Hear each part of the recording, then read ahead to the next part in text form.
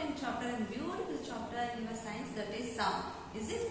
And also we came to know that what is sound, how it propagates in the medium, and also how our ear works according to the vibrations, is it? And also you came to know about how eardrum and everything managed for themselves to give signals to our mind to hear the sound, is it? Now in this class we shall learn about some of the new words that may be new to you or you might have learned in your previous class. But now these are the new words for you which are dealing with the sounds. Okay, those words are nothing but what I have written on a board. You just observe here: amplitude, time period, frequency of vibration. Yes, my dears, what are these words? Amplitude, time period, frequency of vibration. What is meant by this? Yes, for the first thing, I am going to explain the first definition and then we shall take some examples for that. Okay? So just see amplitude. What is amplitude? Amplitude means this is the maximum extent of a vibration or oscillation. That may be a vibration or oscillation. This is the maximum extent. It's very important word here. It is the maximum extent or maximum distance of a vibration or oscillation measured from the position of equilibrium. Measured from the position of equilibrium. Yes, my dears, what is meant by equilibrium position and how we can measure this amplitude? Just observe it. What I have drawn, this is a waveform. Is it? You know that already crests and troughs along will form a waveform. Is it? And also here I have drawn a maximum distance. Is it? What I have drawn here, this is the x. Already know that how to put a graph. Is it? X axis and y axis. This is the x axis and this is the y axis. For your reference I am saying like this. Okay? This is the x axis and this is the y axis. And we take this x axis as equilibrium position. Okay? What I have told you, equilibrium position. If this x axis is equilibrium position, we have to take the maximum distance from here. You just observe. If we take like this, it is very shortest distance starts from here. And if we go on measuring all the distances from this equilibrium position, we will get this maximum distance at a peak position. Is it? At a peak position. And in the same way, downside also we will get the maximum distance at a peak position. This maximum distance from the equilibrium point itself is called as amplitude. Okay? Now you can know that what is amplitude. Next one is time period. What is next one? Time period. Already you know that what is periods. Is it? When you are coming to school, now there is no school, but when you are coming to school, then you are dealing with the 7 periods daily. Is it? And how those periods are departed up for 45 minutes or an hour or 40 minutes like that they have departed. Is it? Means after first period, second period will start and third period will start like that. They will maintain the regular intervals of time there. Is it? So here time period is the time taken by the wave to complete one cycle. Okay? If I am going to take a class for you for one single period, what is the time for me? That is about 45 minutes. Is it? That is about 45 minutes. Means I am going to take 45 minutes to complete my class. Okay? I am going to take 45 minutes to complete my class. Or else, if you want to go by a bicycle on a round. Okay? If you are here and you are taking one round from here. Okay, you are taking one round from here. You have to, if you want to complete this round, if you are taking 10 minutes, then what is your time period to complete this one circle? That is 10 minutes. That is nothing but time period taken by you to complete one round. Okay, to complete one round. Here also, the time taken by the wave to complete one cycle. One cycle means how much? You just observe here. This is the wave, is it? If it starts from here, if this is the equilibrium position, if it starts from here, how it has to complete one cycle? One crest and one trough. Got it? One one crest and one trough. This one and this one. Both of these makes one cycle complete. Okay, one cycle completed. If we join these two together, we will get a circle. Is it? We will get a circle. We will go on extending that. We will get a circle. Then that is nothing but one complete cycle. If we have to consider a wave for a complete cycle, then we have to take both crest as well as a trough. One crest and one trough. Both of them will make one cycle. Okay. Now to understand what is one cycle. One cycle means it should have one crest and it should have one trough. Okay. That is called one complete cycle. So the time taken by a wave to complete one cycle is called as time period. If we take 5 minutes, then the time period of that wave is 5 minutes. If we take only 30 seconds, then the time period of that wave is 30 seconds. Okay. Next one is frequency of vibration. Frequency of vibration.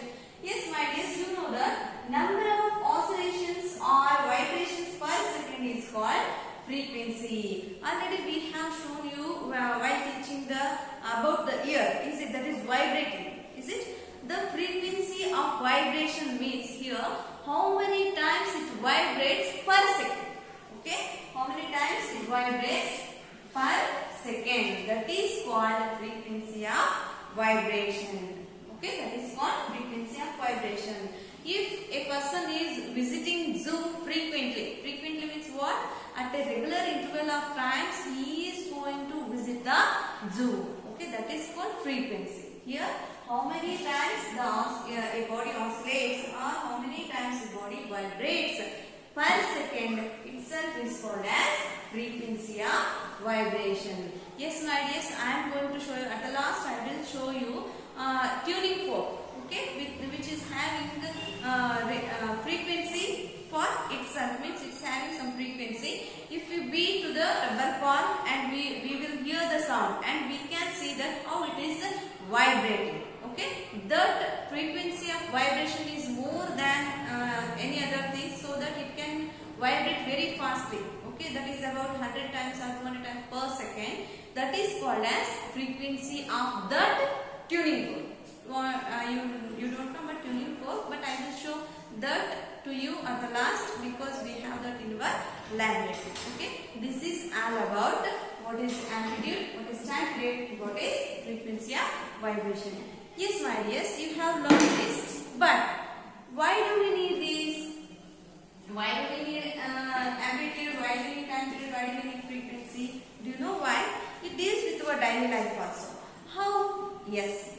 I will give some examples for you. You just see, if you want to call a person who is very far away from you, what will you do? Will you call him by a very low pitch of voice? Hey, come here. No. We are calling, hey, come here. Is it? Means here, the amplitude is high. Okay, the amplitude is high. Whenever we say loudly, the amplitude of our voice, pitch of voice is very high. So we can hear the voice very loudly. Okay. If the amplitude is very small, then we can hear the sound in a decreased manner. Means feeble sound we can hear. Is it? So here amplitude matters in our sound production. Okay. If the amplitude is high, loudness will be high. If the amplitude is low, then the sound will be feeble. Okay. And next one, that is frequency of vibration. Whether we know that we have vocal box, is it? We have voice box in the vocal cord, is it? We have voice box, and you know that it is vibrating while we are talking. Is it? It is vibrating while we are talking. But vibrations in every voice box is same. Do you think so? Do you think that vibrations in every voice box is same? No, that is not same. Just because whenever we hear someone's voice, we can analyze that or we can identify that person by his voice itself. Is it? By his voice itself. So how is it possible? Everybody have same voice box. Everybody's voice box is having two membranes and those are vibrating. But why the voice are so different from each other? Why the voice of the child is so different? Why the voice of adult is so different? just because of the frequency of vibration. Okay, if the frequency of vibration is lower, we can say that sound has a low pitch of voice, just like a small child. Okay, small childs will have low pitch of voice just because the frequency of vibrations in their vocal cords is very low. And in adults, the frequency of vibration is more than that of a child, so our voice is somewhat harder than those children, is it? So here, amplitude and frequency, these two are measuring things for our sound. These are called as measuring things for our sound. Okay, if the amplitude is high, the loudness will be high. If the frequencies are high, then we can hear the louder voice or hard voice. Okay, shrillness and pitch of sound is always connected with the frequency of vibrations of our vocal cords. Okay, my dears, I hope all of you have understood well about these three terms, important terms, that is amplitude, time period and frequency. And in our next class, we should discuss about what is audible sound, what is non-audible sound, and also what is music and what is noise, and how to limit the noise pollution. Okay, thank you, my dears. Yes, my dears, I have informed you to. I will show that this tuning fork, this is called tuning fork, which we are using in our laboratory to count the vibrations. Okay, this is the tuning fork and this is also a tuning fork. Why these three tuning forks are very different means they have written the number of vibrations on it. This may not be visible, but I will read it. This is 480 vibrations and this is about 256 vibrations, and this is also 480 vibrations. If we beat this tuning fork one time to this rubber cord, it will vibrate about 480 times. Okay, just I will show one example for you. I will do the experiment and I will keep at the ear of your friends now. We shall see that.